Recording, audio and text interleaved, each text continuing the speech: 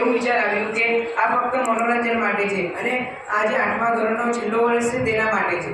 પણ જ્યારે આ ગ્રુપમાં મેસેજ આવ્યો અને મેં વાંચ્યું કે આને નામ શું આપવામાં આવેલું છે, તો સંસ્કાર વિશેષ, તો એનાથી મને હમણાં ખબર પડી, જ્યારે મેં એન્યુઅલ ફંક્શનના ડાન્સ જોયા ત્યારે ખબર પડી કે આમાં ફક્ત ડાન્સ નથી, અને ડાન્સમાંથી કંઈ શીખવા માટે કંઈ, એટલે આપણને જેમ કે આ ડોનેટ કરવા, અંગદાન કરવો એક ટોપિક હતો, પછી નારી સશક્તિકરણ, એવા ઘણા ટોપિકો હતા. પછી ઇન્ડોર ગેમ્સ અને આઉટડોર ગેમ્સ વિશે પણ એક ડાન્સ હતો જે 5મા કે 6ઠ્ઠા ધોરણે એ રજૂ કરેલો હતો, અને એ ડાન્સ મને સૌથી વધારે ગમ્યો.